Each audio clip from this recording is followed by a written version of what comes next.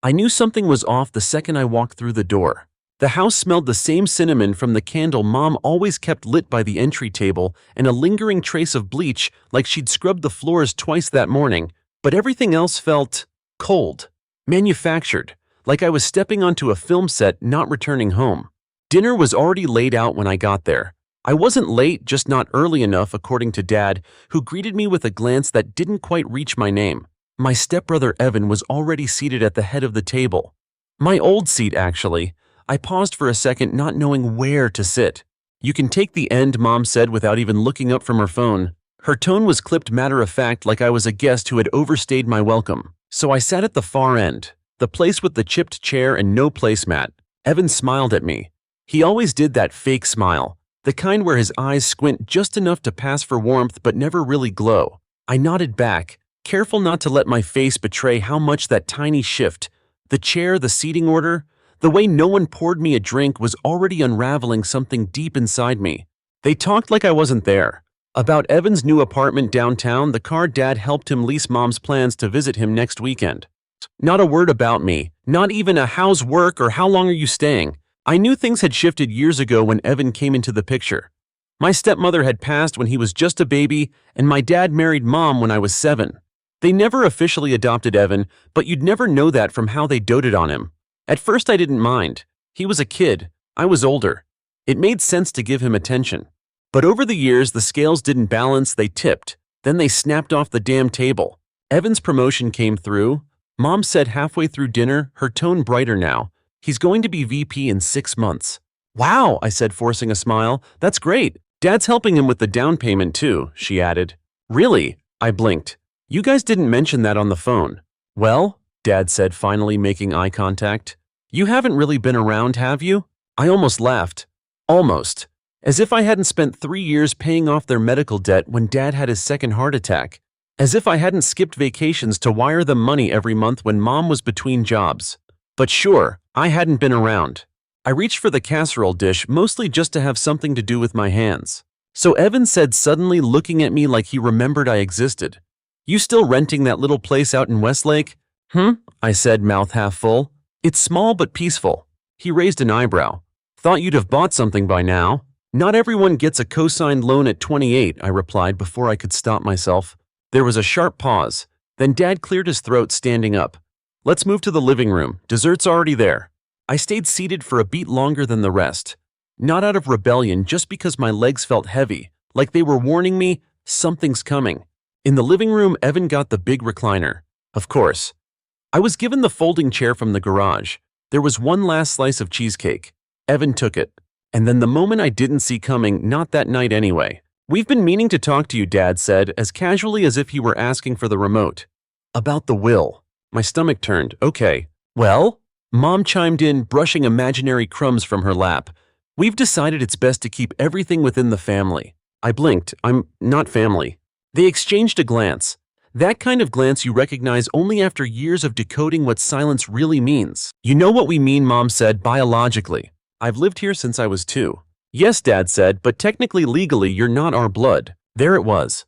A sentence that rearranged everything I thought I had prepared myself to hear.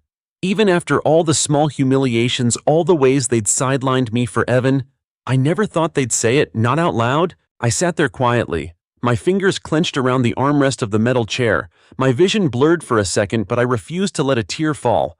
"Evan will be taking over the house," Dad continued. "And the accounts." I nodded slowly. "So you brought me here, just to tell me that—" "No," Mom said. "We wanted to give you the courtesy. You'll get some small personal items, of course. Grandma's letters, your old books."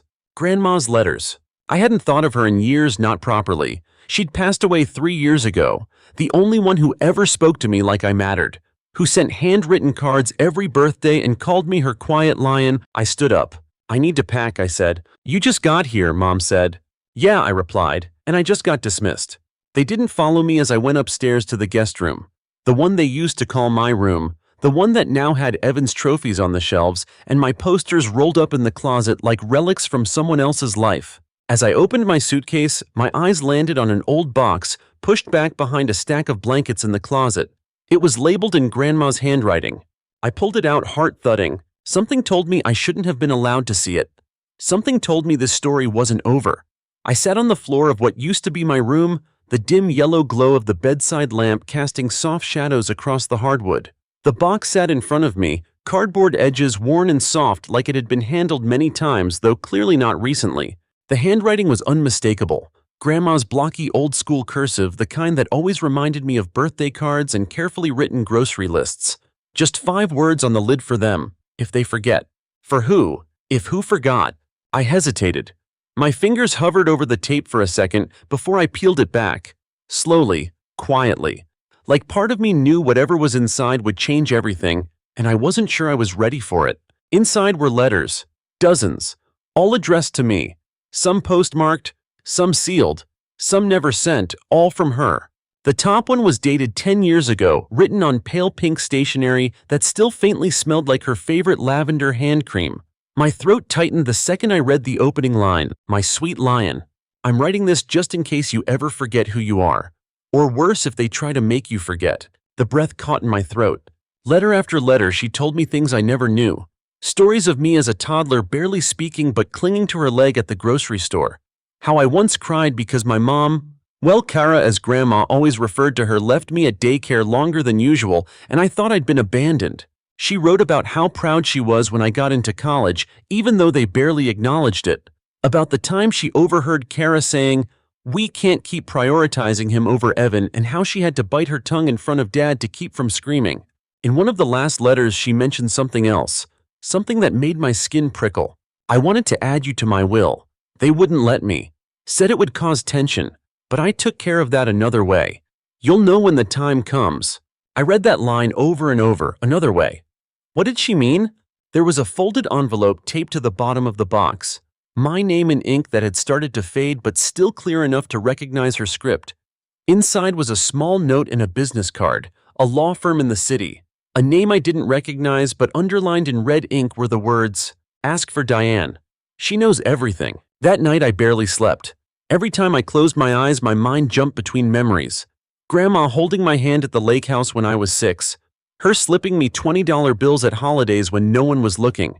The time she told me family isn't blood, sweetheart. It's who remembers your favorite tea when you're sick. It wasn't until I was halfway through the next morning's coffee that I remembered Grandma had asked to see me alone 2 months before she passed. I'd visited her in the hospice, just me, no one else. She'd held my hand with a grip tighter than I expected from someone that frail and whispered something I didn't understand at the time. "Don't let them erase you." I didn't. I thought she meant sentimentally, symbolically.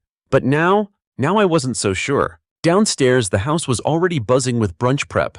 Kara was slicing fruit and humming. Evan was scrolling on his phone, and Dad was complaining about some tax paperwork like nothing had happened the night before. "Morning," I said flatly, pouring myself a glass of water. Evan didn't look up. "Did you sleep okay?" Kara asked without looking away from the cutting board. "Fine." No one mentioned the will, or the conversation, or the box I'd clearly taken upstairs. It hit me then, they were confident. Too confident. Like this was already settled. But something inside me had shifted. After I showered and packed, I took one last walk through the house. I paused outside Grandma's old room, the one they'd turned into storage. I didn't go in. I didn't need to. Instead, I picked up my bag, thanked them for a lovely visit, and got into my car. No one hugged me goodbye, not even a wave. By the time I reached the edge of town, I had the law firm's number dialed on speakerphone. "Good morning, this is Phillips and Duncan," a receptionist answered. "How can I help you?" "Hi," I said, trying to keep my voice steady. "I'm trying to reach Diane. She may have handled something for my grandmother, Annabelle Lane." There was a pause. "One moment, please." A click, then hold music. And then "This is Diane." Her voice was calm, warm, slightly raspy, like she drank too much tea, or maybe just old enough to carry authority in every word. I explained who I was. The letter, the note, the card. There was a longer pause this time. "Ah," she finally said. "I was wondering when you'd call." "She mentioned you in her letters," I said quietly. "Said you'd know everything." "I do," Diane replied. "She left instructions. There's something you need to see in person." My fingers tightened on the steering wheel. "Does it have to do with the will?" "It has to do with everything." "I'm free today," I said without thinking. "I'll see you in an hour." I didn't know what I was walking into, but for the first time in years, I felt like I had a piece of ground to stand on. Solid. Mine. They thought they'd written me out of the story. But maybe They'd never had the pen in the first place. Diane's office was on the 10th floor of an old brick building downtown. Nothing flashy but solid. Classic, like it had been there long before any of the glass towers around it. As I rode the elevator up, I kept thinking about Grandma, about her slow, knowing smiles, about how she always said, "People show their truth when they think no one's watching." The receptionist, a young woman with box braids and a warm smile, greeted me by name like they'd been expecting me. She led me down a short hallway lined with faded family portraits and legal diplomas. And then I met Diane. She looked exactly how I imagined her. Late 60s, maybe 70, hair pinned back in a bun, sharp eyes behind thin silver glasses. She stood when I walked in and reached across the desk to shake my hand.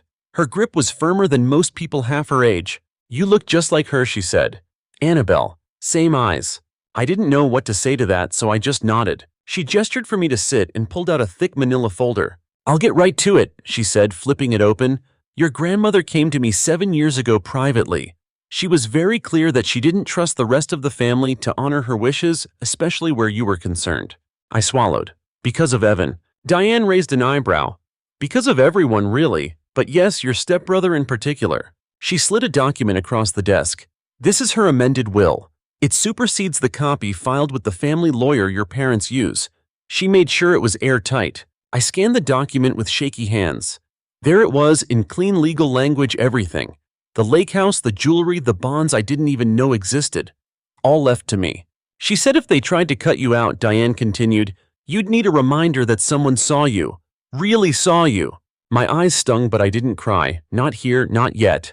There's more," she added, reaching into a separate envelope. She left a letter, "Not to be opened until you heard this in person." I took the envelope slowly, reverently, like it might dissolve if I touched it wrong. Diane leaned back and gave me a moment. I opened the letter. 3 pages, handwritten, neat and even. My lie in it began again, just like the others. "If you're reading this, it means they did what I feared. And it means I was right to plan ahead."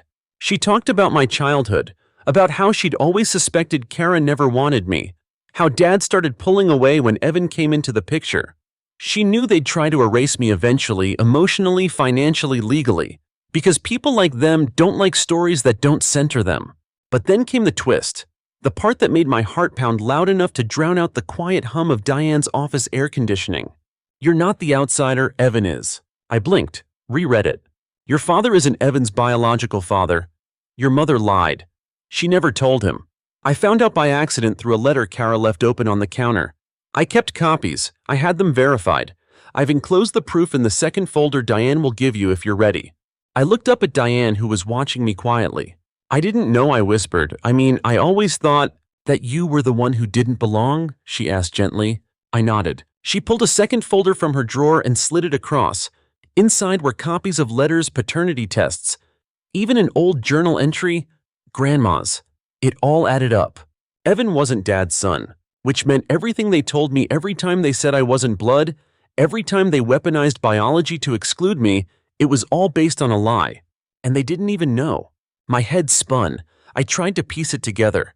If they never knew, if Kara kept it hidden all this time, then what was her endgame? Did she just assume no one would question it? "I don't know what to do with this," I admitted. "I don't want to blow up their lives. "You want your place back," Diane said simply. "Not their approval, not revenge, just truth." I exhaled. "Yeah." She tapped the amended will. "You're well within your rights to have the estate read in full. We can legally request that your copy be honored, especially since it was filed through official channels before her passing." "I don't want a lawsuit," I said, "but I also can't pretend anymore." "Then we don't pretend," Diane said. "There's a formal reading scheduled for Monday with the family's lawyer. I suggest we attend. They won't see it coming." She smiled just slightly. She was counting on that. I left the office in a daze. The city looked different, sharper, louder. I drove in silence, the envelope resting on the passenger seat like it was made of glass. At a stoplight, I pulled out my phone and stared at the family group chat. The last message from Kara was 3 days old, her reminding Evan to wear a nice shirt for the will reading. I didn't reply. Instead, I opened a blank message to my dad. "I'll see you Monday." No explanation, no anger, just the truth waiting to unfold. They had erased me in theory, but they didn't know that Grandma had already written me back in quietly, legally, completely. And now I had the truth. The morning of the will reading, I dressed simply. Navy sweater, black pants, nothing flashy, but I wore the watch Grandma gave me when I graduated, one of the few things Kara hadn't managed to reassign to Evan over the years. A silent badge of honor no one else seemed to notice. I pulled into the parking lot of the family lawyer's office just 5 minutes early. Kara's car was already there. So was Dad's truck. And Evan's sleek sedan, the one they all pitched in to buy him for his birthday last year. Diane was waiting by the entrance, calm as ever. She nodded as I approached, a quiet acknowledgement. We didn't need to speak yet. Everything had been prepared. Legally, strategically. Inside the conference room was exactly what you'd expect from a mid-tier family law firm. Beige walls, faux wood table, dusty blinds half pulled over a narrow window. Kara looked up when I entered, then immediately looked back down at her phone. Dad didn't say anything. Evan offered a tight, smug smile like he knew something I didn't. I gave nothing away. Just sat down across from them, my hands folded, my face neutral. The lawyer, a man named Gregory Wells, shuffled into the room with a stack of papers and a forced smile. All right, he said, clearing his throat. Thanks for coming. We're here to officially execute the last will and testament of Annabelle Lane. He glanced at each of us in turn, then opened a file. I'll begin with the standard clause. He droned on, reading the legal boilerplate. I only half listened, eyes flicking between the others. Kara sat straight, proud.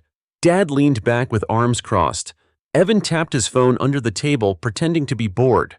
Then came the shift. Before we continue, Gregory said, I've been informed of a more recent document filed through an external firm with verified notarization and chain of custody, superseding the copy on file with our office. He pulled out a sealed envelope. My envelope. Diane handed it over personally that morning. This was submitted through Phillips and Duncan, he continued, and names a different set of directives. Kara's head snapped up. What she said. Dad frowned. What do you mean, different? Gregory held up a hand. Let me read. And then he began. The amended will was clean, precise, unflinching. To me, the lake house, all liquid financial assets, jewelry, heirlooms, and a sealed letter for future handling. To Evan, a trust of $5,000 for educational purposes. Nothing else. The room dropped 10 degrees. What the hell is this? Kara snapped, rising halfway from her seat. That's not what she told us. Gregory stayed calm. The document is legitimate, legally binding, and filed ahead of the version previously known to your family. She wouldn't do this, Dad said, his voice tight. She did, I said softly. Kara turned to me like she was trying to shoot lasers through her eyes. What did you do? Nothing, I replied. She did this years ago, quietly, because she saw what was happening. She was confused. Dad barked. Sick, she wasn't in her right mind. Her cognitive evaluation was attached to the filing, Gregory said, calmly flipping through another folder. She passed with full capacity. Twice, Evan finally spoke. Wait, so you get everything? I met his gaze. I guess blood doesn't matter after all, huh? He flinched like I'd slapped him. Kara looked like she wanted to lunge across the table. You manipulated her, she hissed. You turned her against us. I laughed. Just once. Quiet, bitter, you did that all on your own. Gregory folded the papers. We're done here. Copies will be mailed within the week. Please respect the legal process. Kara was still fuming, her hands gripping the edge of the table. Dad just stared at me blank, as if he didn't recognize the person in front of him. Or maybe he was seeing me clearly for the first time. Is this what you wanted? He asked low. No, I said. I wanted a family. I got a legal defense instead. I stood and nodded politely to Gregory. Diane followed. As I reached the door, I paused. Oh, I added, turning back. There's something else. I pulled out a copy of one of the documents Diane gave me. The paternity test. I slid it onto the table. No one else may know this yet, I said, but you deserve to. Evan isn't your son. Silence. Not shocked silence, vacuum silence. Kara froze. Evan went pale.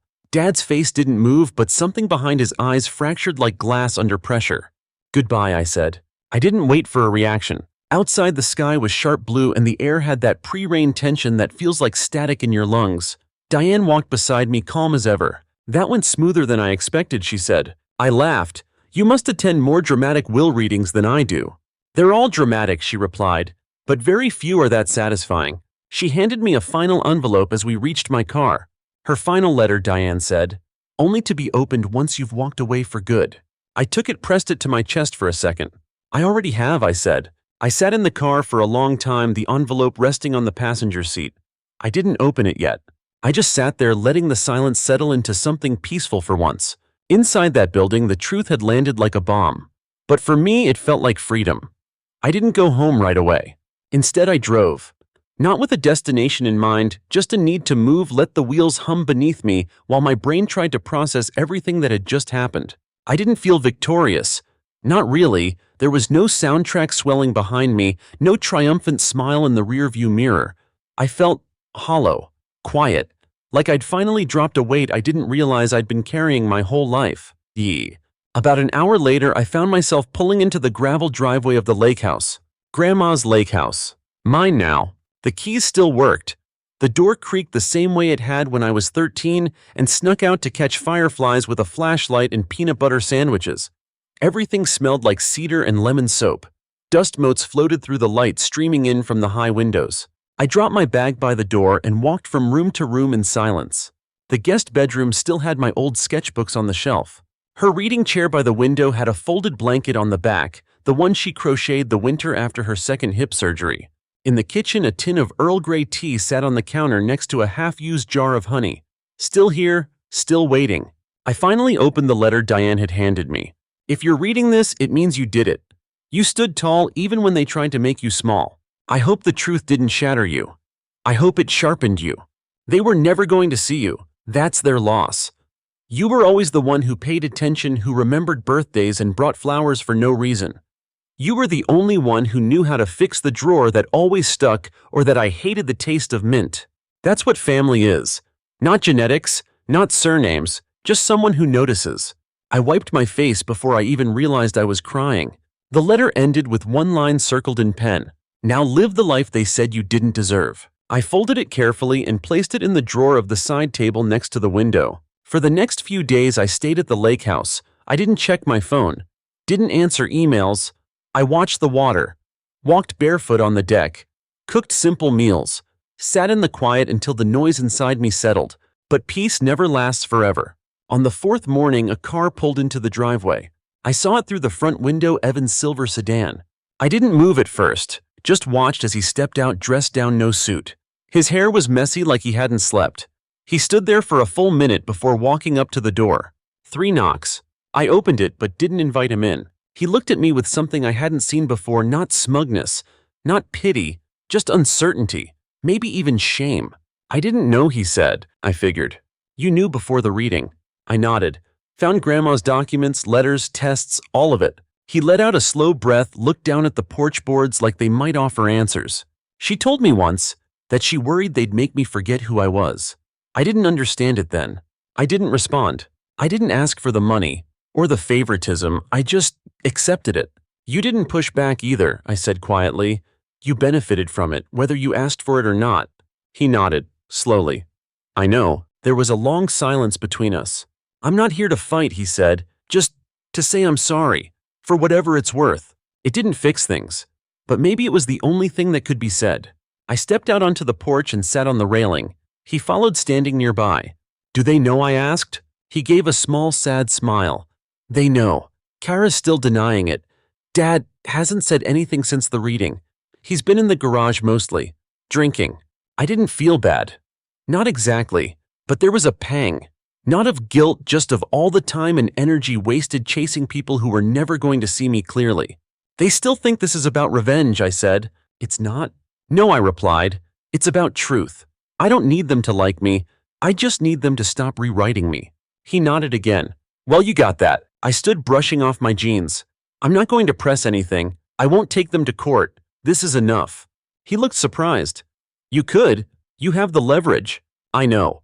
But I don't want to win against them. I want to live without them. He was quiet again. Then quietly he said, I wish we had been closer. I didn't answer right away. You had your chance. He nodded like he expected that.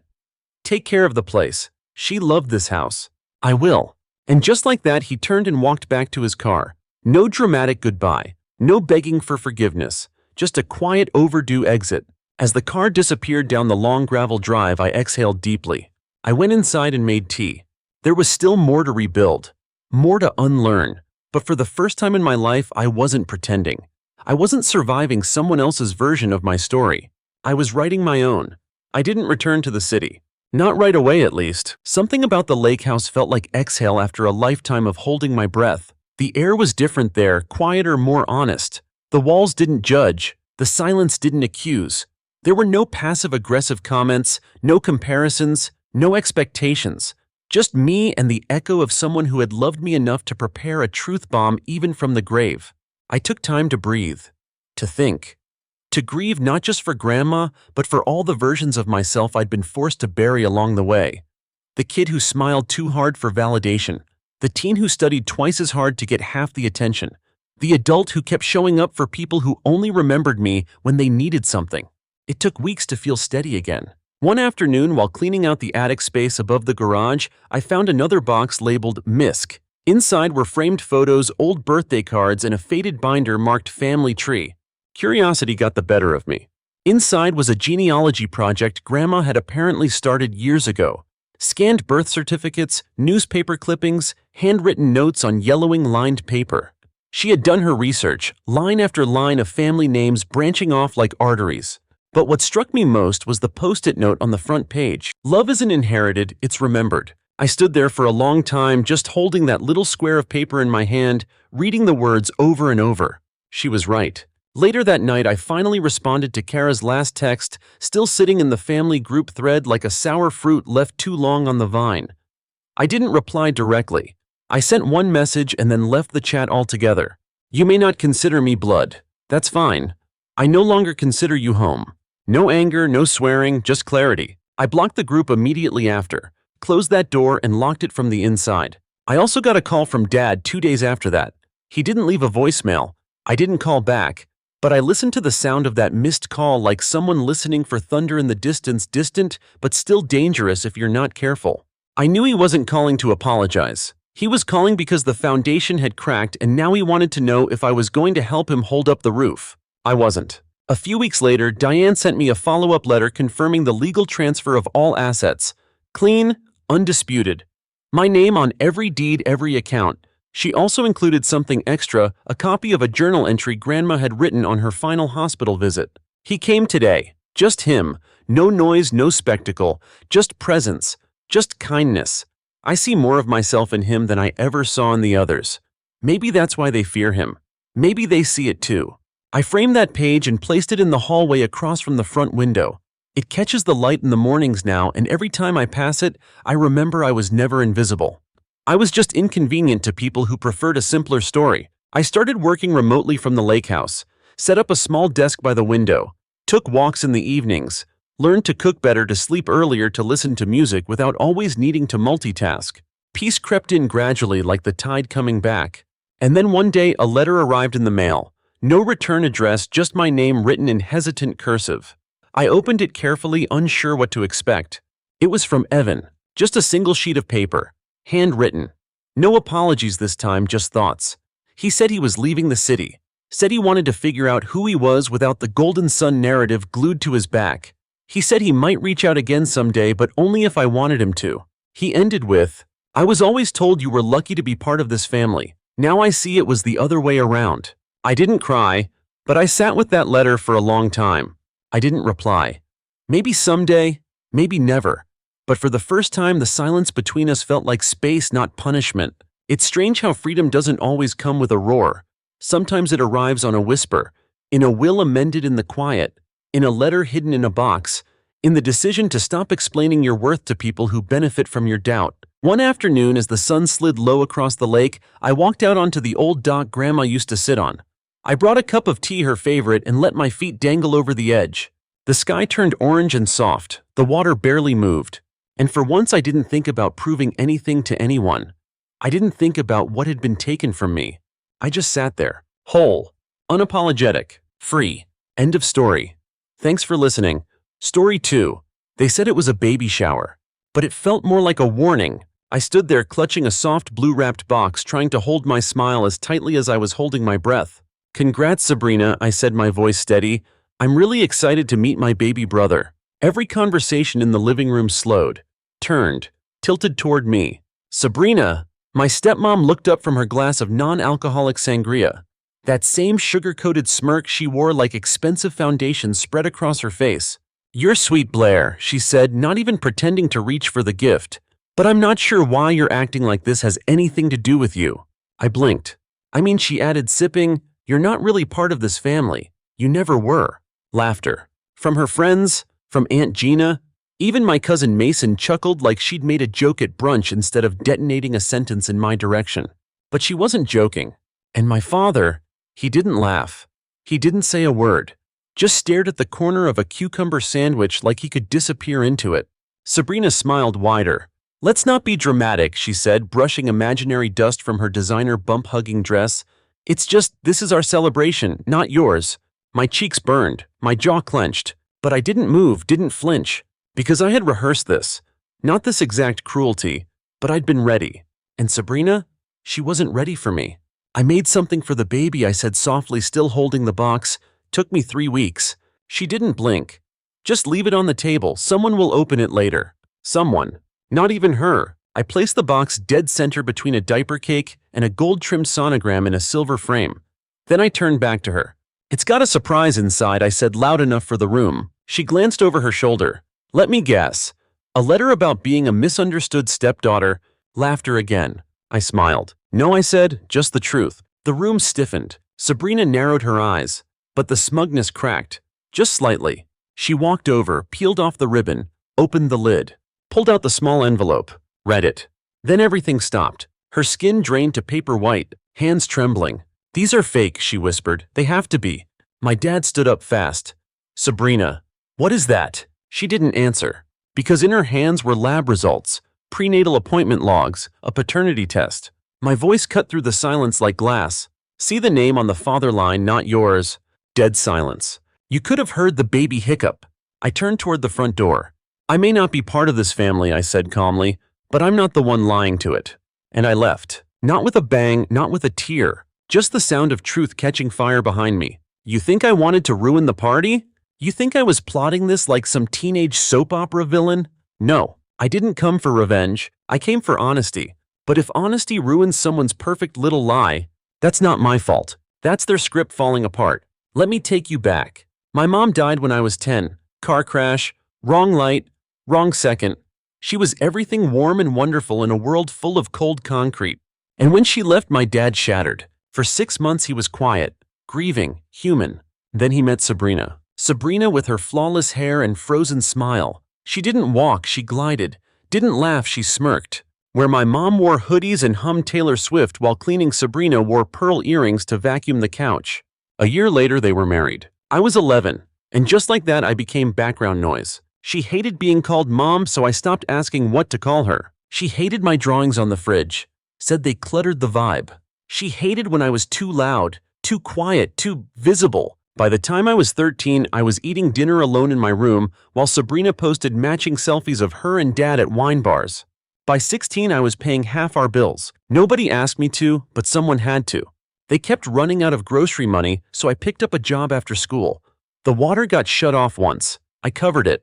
Dad lost track of car payments. I caught up. Sabrina's skincare subscription's still active. But me, I was invisible until she got pregnant. Then suddenly, our house became a Pinterest nursery board. Baby bump updates on the hallway mirror. Name lists taped to every surface like it was a branding pitch. And me, "Can you stay somewhere else this weekend? We're hosting the gender reveal. Please don't put your stuff in the dining room. It's baby shower planning space now. Keep it down." She's resting. I was a stain they couldn't bleach, a glitch in their aesthetic. I kept telling myself, stay calm, wait it out. The baby's innocent. You don't want to be bitter. But one night while Sabrina was on a FaceTime call in the kitchen, she left behind a folder of printed prenatal appointment dates. I'm good at math. Obsessively good. And something didn't add up. The dates said she was almost 4 weeks further along than she told Dad, which would have made her pregnant before she even moved in. At first I told myself I miscalculated. Maybe it was stress. Maybe she got her dates wrong. But I couldn't let it go. That's when I started looking closer. She guarded her phone like it held state secrets. Always turned the screen face down. Always changed her passcode. But one night she left it charging on the couch. And curiosity did what guilt couldn't stop. There weren't many messages. She deleted most of them. But one stood out. "We need to talk about the baby, you promised." From a number labeled Chloe's husband. That was all I needed. I started digging. receipts, appointment reminders, confirmation emails under a different name. And then tucked into a cloud folder linked to my dad's account, she'd uploaded scanned copies of her lab results, including the first paternity test. Different father, not my dad. I didn't scream, I didn't confront, I organized everything, printed it, tucked it into a pastel blue gift box, and I wrote a card that said, "Can't wait to meet my baby brother," because even if the baby wasn't my brother, he deserved better than this lie. Sabrina didn't call that night, but Dad did. 7 times. I didn't answer a single one. On the 8th, he left a voicemail. "Blair, we need to talk. Come home." Home. I had to laugh. If that house was still a home, then I was still someone's daughter. The next day, I was in my friend Kai's basement with a grocery bag full of clothes and no plan beyond sleep when I heard the garage door open back at my dad's house. Then came the footsteps. Then the slam of my old bedroom door. "You need to explain yourself," he barked. I didn't look up. "You need to explain yourself," I said calmly. He looked stunned. "You humiliated her. At her baby shower? In front of everyone." "She's humiliated herself," I snapped. "I just gave everyone a front row seat. She almost fainted after you left," he said, voice rising. "She was shaking." "She should be shaking," I said. "She's been lying to you for months." He pointed a finger at me like that would make him feel in charge. That was cruel. "No," I said, standing now. "What's cruel is me paying the electric bill last month while you and Sabrina shopped for a $700 crib for someone else's child." His mouth opened, nothing came out, so I kept going. "You remember when the water got shut off and you said the bank was glitching? That was me who called the utility company. Me who paid it." "That's not," he started. "It is," I said, sharper now. "I've been covering your household like I'm a tenant in my own childhood. And in return, she calls me the leftover. You let her erase me one snide remark at a time. I didn't know it was that bad." "You didn't want to know." Then behind him, a voice I didn't want to hear. "Wow," Sabrina said, stepping into the doorway. That was dramatic. She crossed her arms over her belly as if she still had anything to protect. "You always make everything about you," she added. "I didn't fake a pregnancy timeline," I said. "I didn't lie about the father." She shrugged. "People make mistakes." "That's not a mistake," I said. "That's fraud with a pastel theme." Dad turned to her. "Is it true? Was that test real?" Sabrina laughed, but her voice was thin. "Oh my God, you believe her?" "She had lab records," he said. "Names, dates." "And you believe that over me?" she snapped. I pulled out my phone. "Want to hear the call recording?" I asked. "I posed as your assistant, got the clinic to confirm the patient ID, the email, and the lab results. It's all there." Dad looked at me, then back at her, then back at me. "I didn't know about the money," he said quietly now. "She told me her cousin was helping us with groceries." I let out a single bitter laugh. "She cried about being broke while wearing silk robes and getting her nails done. And you never questioned it. She said you offered." "I was 16 when I got my first job. Do you remember that? Or were you too busy playing foot rub roulette in the living room?" Sabrina rolled her eyes. "Wow, Blair. Want a gold medal for being a part-time waitress?" I looked at her, dead in the eyes. "No," I said. "I want you to stop pretending I'm the villain in a story you wrote with someone else's baby." That's when I pulled out the second envelope. I'd made 2 copies, just in case. "What's this?" she asked, taking it without thinking. "More truth." She opened it. "Read the name," and froze. "Stop," she said quickly. "This is fake. You're trying to ruin my life." "Explain the clinic's confirmation email then," I said. I CC'd myself. Dad grabbed the paper, stared at it like it might vanish if he looked long enough. "You're telling me this baby isn't mine?" She didn't answer. Didn't need to. The silence did that for her. I turned to him one last time. "I gave you money, I gave you silence, and what I got was forgotten. For her." He looked so small suddenly. Not angry, not loud, just empty. "I didn't know," he said again. "That's the problem," I replied. "You never knew. You never asked." And I walked out, again. This time there was no shower, no gift, no audience. Just the front door closing behind me like a chapter sealing shut. 2 hours later, Sabrina texted me from a burner number. "If you don't come back and fix this, your father might leave me. Do you really want to destroy this family?" I stared at the message and laughed out loud. I hadn't destroyed anything. I just stopped holding up the lie. That night I slept on Kai's floor. A mattress on the ground, 1 blanket, and silence. He handed me a grilled cheese sandwich and said, "You look weirdly calm." I blinked. "Yeah," I whispered. "I think I finally am." By the 3rd day, the calls started again. From people I hadn't spoken to in months. My aunt, my cousin, even my dad's coworker's wife. Apparently the news had spread like a leak in a sinking ship. Everyone wanted the same thing. Is it true? Did you really bring lab results to the baby shower? Why didn't you tell someone privately? I didn't answer most of them, because none of them ever asked how I was doing before this. Why would I hand them my piece now? On day 4, Dad showed up outside the diner where I worked. I was on my break sitting behind the building eating lukewarm soup. He walked up like he'd aged 10 years in 3 days. I read the documents, he said. I didn't reply. I saw the dates, the emails. It's real. I nodded. I was a fool, he said. I let her convince me you were selfish, dramatic. She said you hated her. I put my spoon down. She wasn't wrong, I said. His eyes watered. She's gone, he said. Left yesterday, said she needs space. You gonna chase her? No, he said, not this time. We sat in silence for a while. Then he whispered, do you hate me? I didn't answer right away. Then? No, I said. I just stopped needing you to be someone you're not. He looked like that hurt more than anything I could have screamed. And that's the thing, right? I didn't scream. I didn't rage. I didn't flip a table. I just told the truth and watched everything fake collapse under its own weight. After Dad left the diner, the quiet came back. That still eerie calm, like the air just before a storm or maybe the moment after one finally ends. No one from the house texted me again that day. No Sabrina. No more guilt-drenched voicemails. No fake apologies dressed in desperation. Just silence. And for once it felt like peace, not punishment. Day 5 brought something else, chaos, just not mine. Kai opened the front door mid-breakfast holding his phone. You're gonna want to see this, he said. He passed me a screenshot from the neighborhood Facebook group. Someone had posted about a domestic situation involving Sabrina and an unknown man in the grocery store parking lot.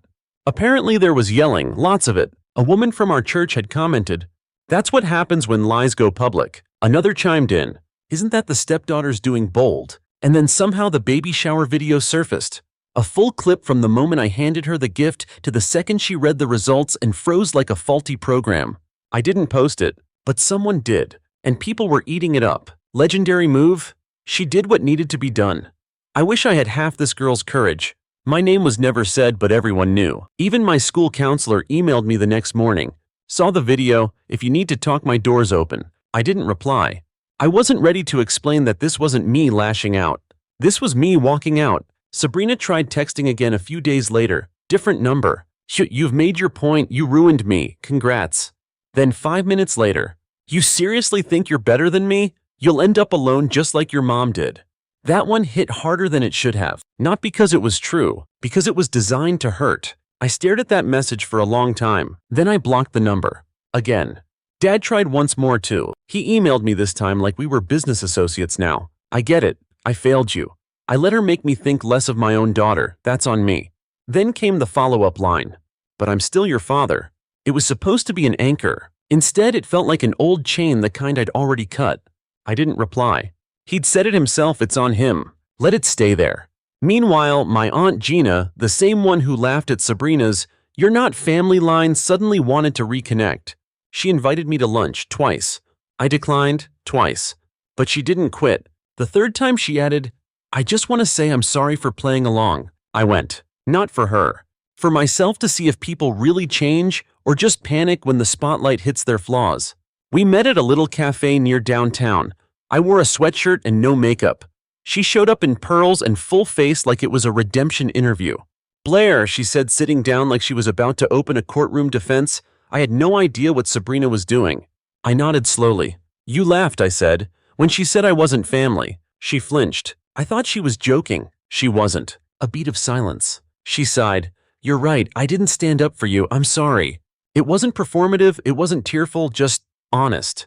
I appreciated that more than anything. "Thank you," I said. Not forgiveness, not a reset, just acknowledgement. Sometimes that's enough. That night I posted something on my private story. A photo of a cup of instant noodles on a folding table captioned, "Peace tastes like cheap soup," and no one yelling. It got more replies than anything I'd ever posted. Cousins, former classmates, even my AP English teacher.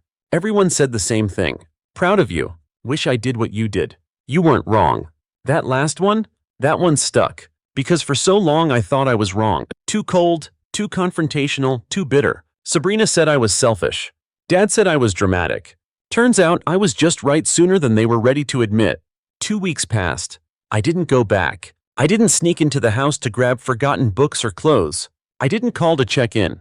I didn't even think about them much until I got a letter, mailed, postmarked, from Dad. Typed, "I know I hurt you. If you want to talk, I'll be at the park bench by the lake next Sunday at 2 p.m. I won't push. I just hope I still matter to you enough to show up." I stared at it for a long time. Then I tossed it into the bottom drawer. Not out of malice, just no urgency. He mattered once, but when I needed him most, he folded. And now I mattered to myself more.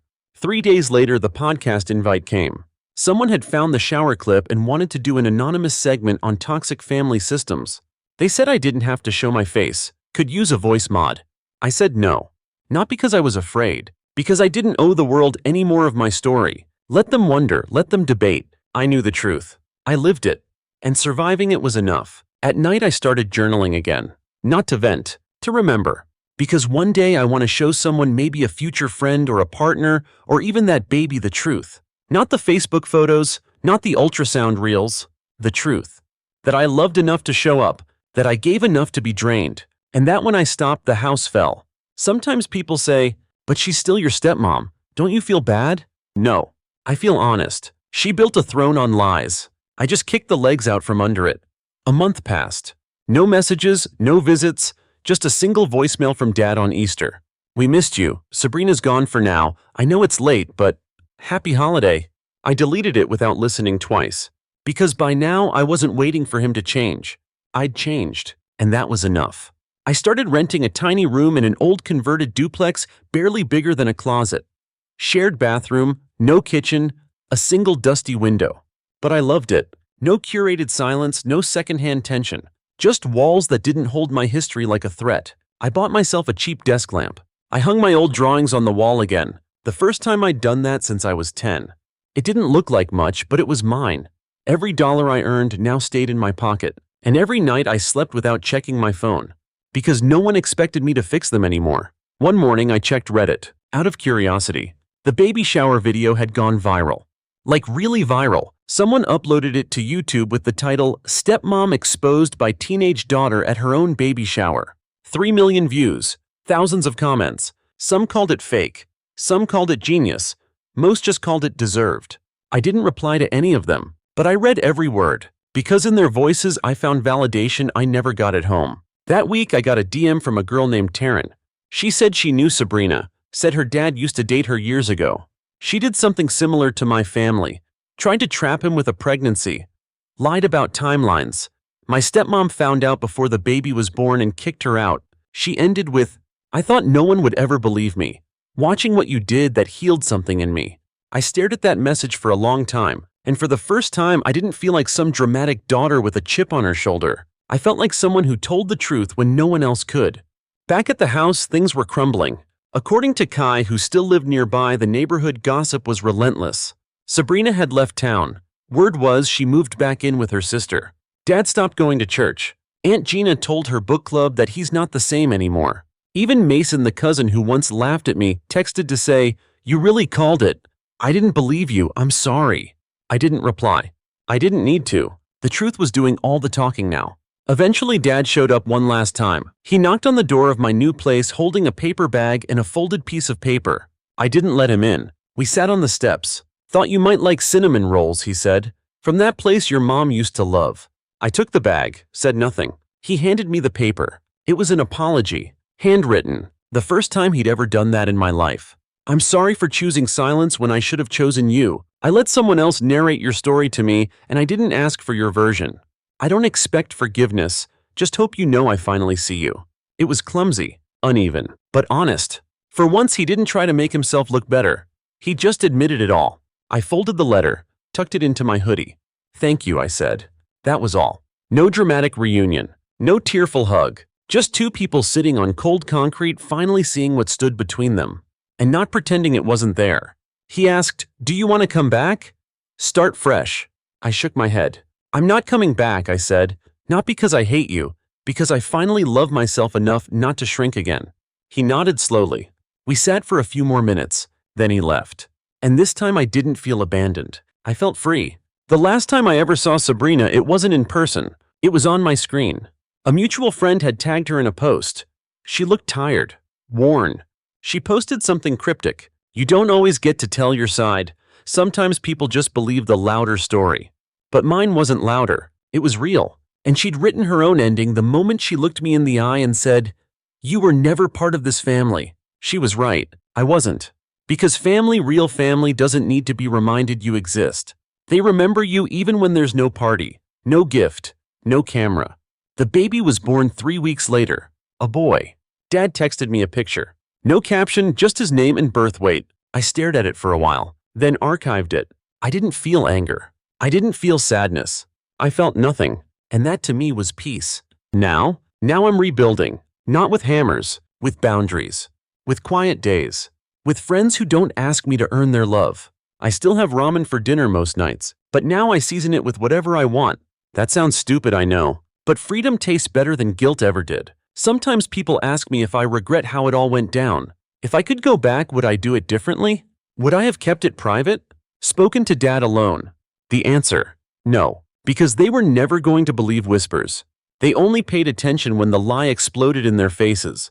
I didn't ruin the party. The truth did. I just gave it a box. If that baby ever grows up and finds this story and knows who I am, I hope he understands. I wasn't cruel, I was honest. And sometimes honesty is the first kindness a broken system ever gets. Final note. I posted one last update. A photo of my tiny room, desk lamp on, tea steaming, peaceful. Captioned. Not revenge, not return, just forward. No comments turned on, no hashtags. Just closure. Just me. And that was enough. Story 3. I didn't find out about my sister's wedding from her. I found out from a tag on Instagram. A shiny soft focus video with acoustic guitar music flower emojis and the caption, "Counting down the days with the people who truly matter." I watched it twice. Then I stared at the names. My cousins, her college roommates, her ex's little sister. Even our dad's high school poker buddy was there. But me, her brother. I wasn't even a footnote. My name is Lucas. I'm 35. I live in Denver. I work as a UX designer and spend more on dog food than on takeout. I'm not flashy, I'm not dramatic. But when I saw that post, I swear something inside me just snapped. And then came the line that broke me for good. "It's just a wedding, Lucas." "Don't exaggerate," my mother said when I finally called to ask what the hell was going on. "Just a wedding?" The same woman who guilt-tripped me for missing Easter brunch once because I had the flu. The same woman who texted family is everything every time she needed help moving furniture. Suddenly, this wasn't a big deal. Let me rewind for a second. My sister's name is Chloe. She's 30, ambitious, magnetic, and dangerously good at making people do what she wants. When we were kids, she used to sneak out to parties and blame me for not covering for her better. When she was in college and broke, she called me crying. I paid her tuition balance. When she wanted to move to LA for acting, no job, no savings, I co-signed the lease. She didn't make it as an actress, but she built a solid following on social media. Fitness routines, vegan recipes, inspirational quotes she never lived by. I've been her ghost safety net for years. Quiet, present, convenient, and apparently disposable. So I called my mom. I didn't want to make a scene. I just wanted an explanation. "Don't be so emotional," she said. "You know how brides get." Maybe she had to keep it small. Small. The guest list was over 200. I wasn't asking for front row. I was just asking to be acknowledged. But that wasn't what this was about. It wasn't about space, or budget, or logistics. It was about status. And I didn't make the cut. That night, I poured myself a drink and booked a solo trip to Santa Fe. Spa mountains, no Wi-Fi, just me and the quiet. Before I zipped my suitcase, I posted one story. Sometimes peace comes when you stop begging for a seat at the table and build your own. No names, no drama. But within an hour, I had 7 missed calls. 2 from my mom, 1 from Chloe's fiancé, 4 from relatives I hadn't heard from since Dad's retirement dinner. Suddenly I mattered again, but not because they cared, because I was inconvenient. Santa Fe was silence, and not the kind of silence you get when your mom gives you the cold shoulder after a fight. This was real silence, the kind that wraps around you like a weighted blanket. I hiked, I swam, I drank overpriced wine under the stars, and for the first time in years, I didn't feel like I owed anyone a reply. 3 days in, I turned my phone on. 48 texts.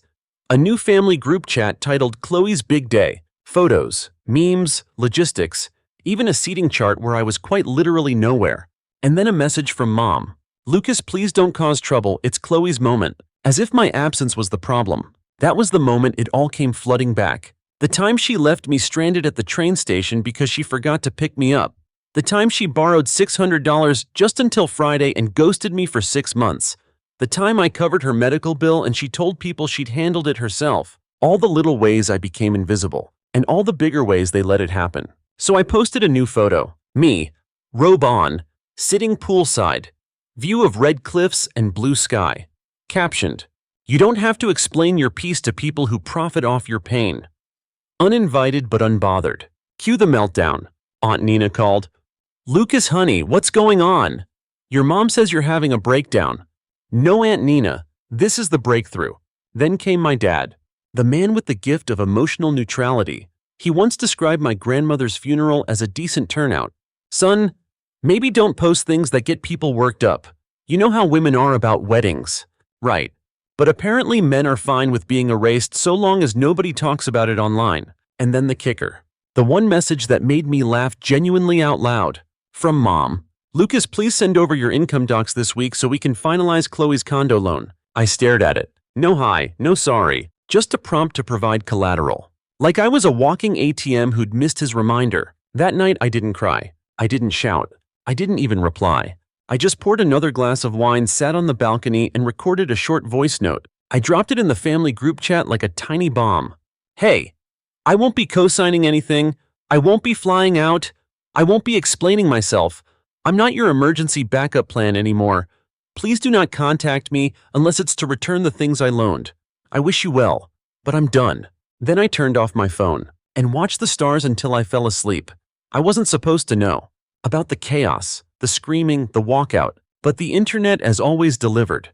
I was eating huevos rancheros by the window of a quiet cafe in Santa Fe. A dog barked outside.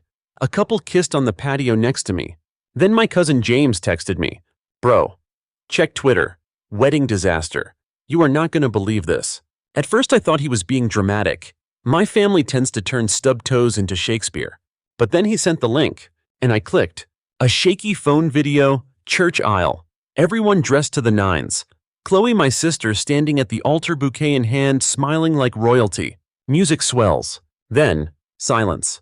Not just silence, a shift. Like the air in the room changed. Her fiancé Damon suddenly freezes. He doesn't kiss her hand, doesn't look at her. He turns, whispers something. She leans in, confused. He steps back. And then, he just walks out. No big speech, no fight. Just leaves her standing there. People gasp. One woman screams. A man yells, "Are you kidding me?" Chloe's face. Total blank. No tears, no anger. Just pure paralyzed disbelief. I watched that clip 3 times, then again. Other videos surfaced, different angles.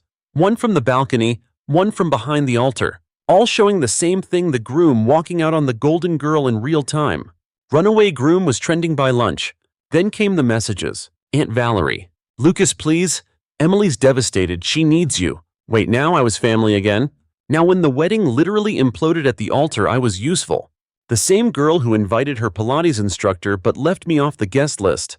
Hard pass. An hour later, a voicemail from Mom. "Lucas, this isn't the time to hold grudges. Your sister's in shock. Damon just left. We don't know why. You need to come home." I almost dropped my phone laughing. I didn't even get a save the date. Now they wanted an emotional cleanup crew.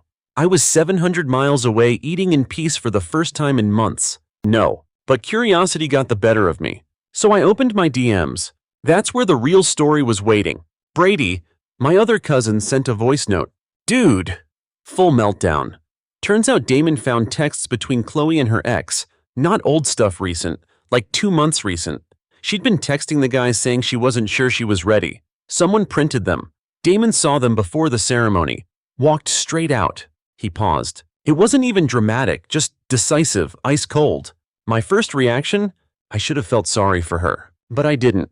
I felt angry. Not just at her, at all of it. Because I remembered the night 3 years ago when she called me sobbing at 2 a.m. because her ex had ghosted her. I drove 45 minutes in the snow to pick her up. No questions, no judgment, just soup, a blanket, and the couch. And then 2 days later, she got back with him. Didn't say thank you. Barely texted after that. Classic Chloe. So no, I didn't feel bad. What I felt was clarity. And maybe a little karmic satisfaction. Because if the fairy tale was going to crack, it made sense that it would happen at the altar, in front of every person who once called me dramatic or sensitive for asking to be treated with basic respect. That afternoon, I posted one more photo. Spa robe. Cucumber water. Bare feet by the pool. Caption. Less drama, more massages. Hashtag self-care mode. Unavailable by design. No names, no hashtags, but everyone knew. And for once, the silence in return felt earned. I turned off my phone. No more family notifications. No more group chats titled Countdown to Chloe's Big Day. No more emotional 911 calls. That night, I fell asleep to the sound of wind through the trees, and I slept like a king. A week later, I flew back to Denver. Not for them. For me. To close accounts, pick up mail, forward bills. But even stepping off the plane felt different. I didn't feel guilty. I felt grounded. For the first time in a long time, I wasn't someone's backup plan. When I got home, I had 83 unread texts. Some from relatives I barely knew, others from Chloe. One of them just said, "I can't believe you didn't show up when I needed you." I stared at that message for a while. The irony, she never showed up when I needed her. Not once. Not when I was hospitalized for dehydration after working through a flu. Not when I was laid off during the pandemic. Not when I graduated with honors and no one showed up but my college roommate.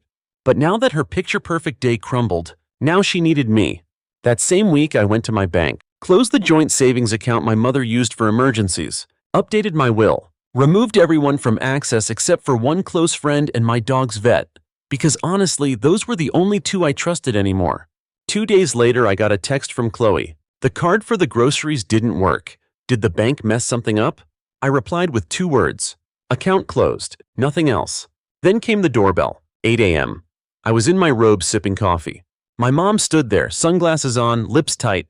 "Are you really going to punish your sister like this?" I didn't answer. She continued. "She's been in bed for days. She's not eating, not sleeping. Her whole life just collapsed." I stayed quiet.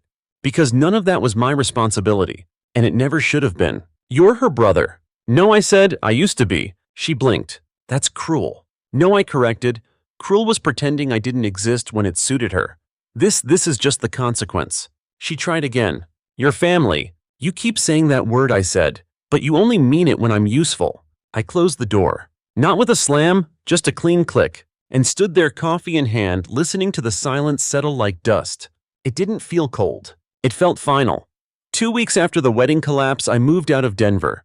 Not because I was running, because I was done waiting for someone to pull me back. No goodbye dinner, no announcement. I packed up my apartment in a quiet 3-day blur, donated the furniture I didn't need, took only what mattered. By the time my name was off the lease, I was already in San Diego, renting a small studio 3 blocks from the water. Bright light, quiet neighbors, a balcony big enough for 1 chair and a plant. It was the first place I'd ever lived that didn't feel like a waiting room for someone else's crisis. No one knew I'd left, at least not at first. And God, that silence, it was beautiful. No "Lucas, can you send $300 text from mom?" No sudden errands dumped on me by Chloe because she didn't trust delivery apps. No late-night calls about family emergencies that were really just my parents forgetting to pay a bill again. I sat on the beach every morning, coffee in hand, watching the waves like they owed me an apology. For the first time, I felt like I was living in a life I built, not one I inherited out of guilt. Week 3, the silence cracked. A message from Chloe. "I know I don't deserve it, but I'm sorry." I didn't reply. 2 hours later, another. "I wasn't thinking clearly. I didn't realize how much I hurt you. I needed you that day and you weren't there." That one made me laugh. Because that was the exact problem. She needed me, again. Not wanted, not respected, needed. Because the scaffolding she built her life on had collapsed, and suddenly she remembered who'd held it up. I let the message sit there, unread, unanswered. Not because I was trying to be petty, because for once I wanted her to feel the space where my support used to be. Then mom emailed. Not a call, not a visit, an email. "Lucas, we all make mistakes. What matters is forgiveness. Your sister is struggling. Please don't abandon your family." But I hadn't abandoned anyone. They just finally noticed I stopped sacrificing myself. Big difference. Meanwhile, Chloe was unraveling. I didn't need to speak to her to know that. I saw it in the stories she posted. Short quotes, long captions. One photo of her in bed, mascara smudged with the caption, "Some things you can't come back from." Another story of her making tea in silence, sad music playing, and a comment turned off. The influencer mask was cracking. My cousin Jenna texted me on the side. She's still living in that temporary rental. The mortgage didn't go through. Guess the loan fell apart without your signature. She paused. You really walked away, huh? I didn't respond. Not because I didn't have anything to say, but because I'd said it all already, just not in words. See, here's the thing. People don't tell you about finally drawing boundaries. At first, it feels like you've set fire to your own house. You walk around in the quiet thinking, did I go too far? You second-guess the silence. You replay your voice message and wonder, was I too cold? But then you wake up one morning, stretch your arms and realize, no one's asking you for anything. No one's draining your account. No one's gaslighting you into thinking that silence is peace and self-neglect is loyalty. And that realization, that's freedom. 4 weeks in, I saw them. By accident. A Saturday afternoon, I was walking along the harbor with a friend, iced coffee in hand. We were laughing about nothing. And then I spotted them. Mom, Dad, Chloe, seated at an outdoor cafe across the street. They hadn't seen me yet. Chloe looked smaller, paler. Her shoulders slumped. No sparkle, just a woman pretending to be fine while stirring tea she wasn't drinking.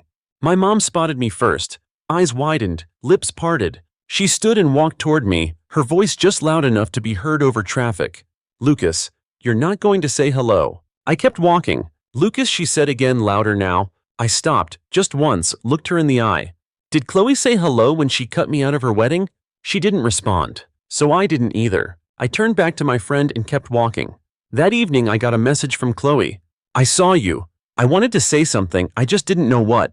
I didn't open it. Because sometimes silence is louder than any apology. My mother, though, she didn't give up so easily. 2 days later, another email. Your sister is broken. She needs her brother. But what about the brother who'd been broken for years? The one they ignored every time he said I'm tired. The one who paid tuition and rent and bills and still got called dramatic for wanting to rest. Nobody asked what he needed. Chloe eventually went quiet. Not because she got over it, but because she finally understood what I meant when I said, I'm done. Funny thing, the rest of the family followed suit. Not a single aunt or uncle reached out. Not a cousin showed up. A few liked my posts quietly. A few messaged, I get it, man, I really do. I just don't want problems with your mom. Cowards, most of them. But I wasn't angry. I understood. It's easier to play along than stand alone. But I wasn't afraid to stand alone anymore. 6 months after the wedding, my life looked nothing like it used to. I had a small, clean apartment, a job I liked, clients who respected my time. I cooked for one. I ran in the mornings. I slept through the night. Not once did my phone ring with Lucas, we need you. And I didn't miss it. Not the chaos. Not the manipulation. Not the version of myself that needed to be needed just to feel like I mattered. Do I feel sorry for Chloe? Sometimes. But not enough to go back. Because the truth is, I didn't just lose a sister. I lost the illusion that I ever had one to begin with. 6 months to the day since Chloe's wedding fell apart. I hadn't spoken to her, or my mother, or my father for that matter. At this point, their absence wasn't painful, it was peaceful. My days were simple. Mornings at the beach, freelance design projects I actually enjoyed, grocery lists with no one else's preferences, full nights of sleep uninterrupted by guilt. I wasn't angry anymore. I was empty of all the weight they used to pile on me. And then, as expected, someone tried to pull me back in. It was a Friday morning. Clear sky. I was walking back from the farmer's market holding a paper bag full of oranges and sourdough when my phone buzzed. Unknown number, local area code. I almost declined, but something told me to pick up.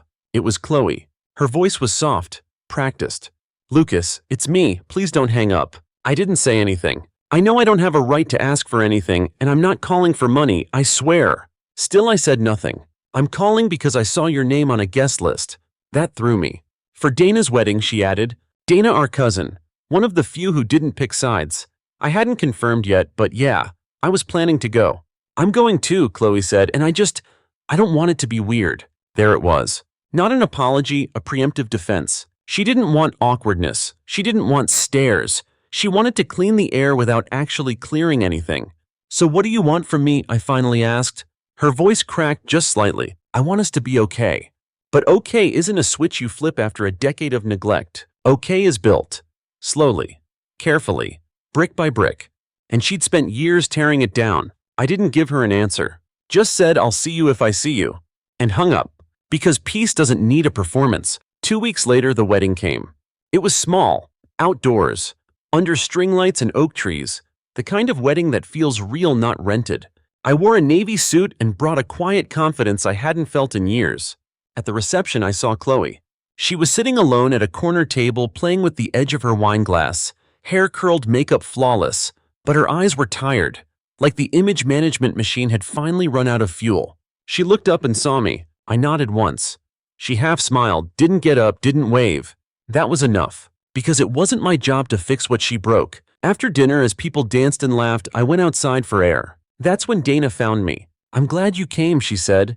"There were rumors you wouldn't."